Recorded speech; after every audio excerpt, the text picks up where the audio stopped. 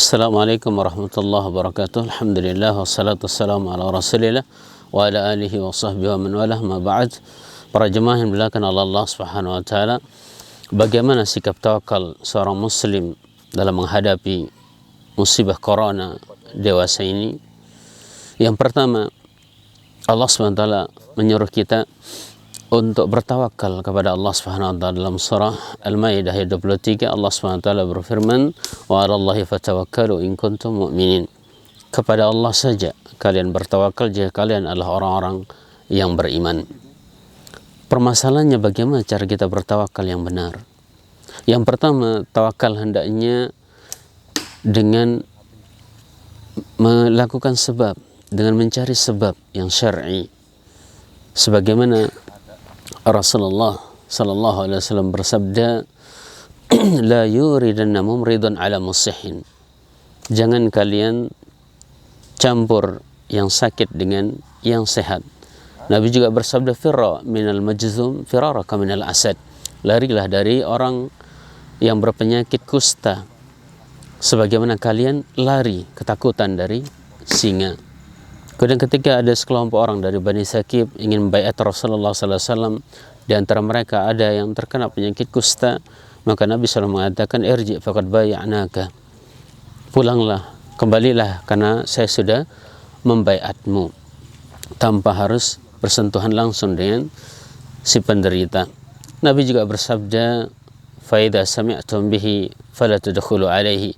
Jika kalian mendengar ada musibah, wabah menular di satu daerah, maka jangan kalian masuk ke daerah tersebut.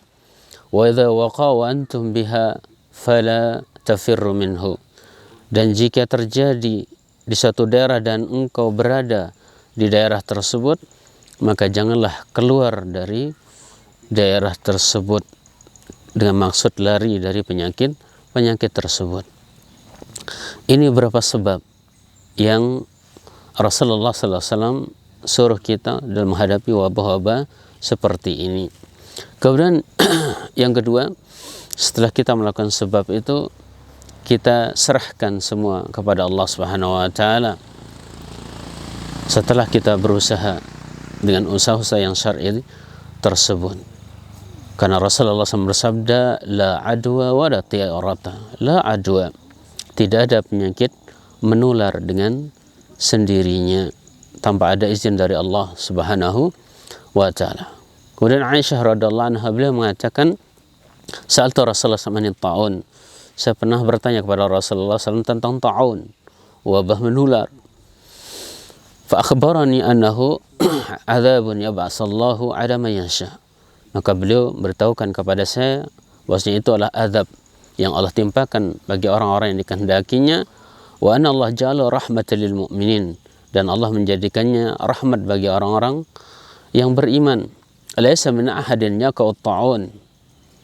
Tidaklah seorang yang di sana terkena ta'un, wabah menular ini, fayamkusu fi baladihi sabiran muhtasiban, dan dia diam di daerahnya tersebut dengan sabar dan mengharap pahala dari Allah Subhanahu wa taala, ya'lamu annahu la yusibuhu illa ma kataballahu lahu, dan dia meyakini bahwasanya tidak akan ada yang menimpa dia kecuali sesuatu yang sudah ditetapkan oleh Allah Subhanahu wa taala, illa kana lahu mislu ajri syahid, melainkan dia mendapatkan pahala seperti orang yang mati syahid di jalan Allah Subhanahu wa taala.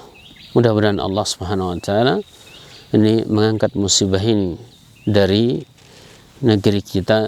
Dan satu hal yang kita pahami bahwasanya sebab-sebab tadi, usaha-usaha tadi itu bukanlah yang utama. Tetap hati kita bergantung kepada Allah Subhanahu wa taala dan tidak bergantung sepenuhnya kepada sebab-sebab yang sudah kita kerjakan. Wallahu taala alam bissawab. Sallallahu ala nabi Muhammad wa ala alihi wa sahbihi wasallam. Akhir da'wana alhamdulillah rabbil alamin. Assalamualaikum warahmatullahi wabarakatuh.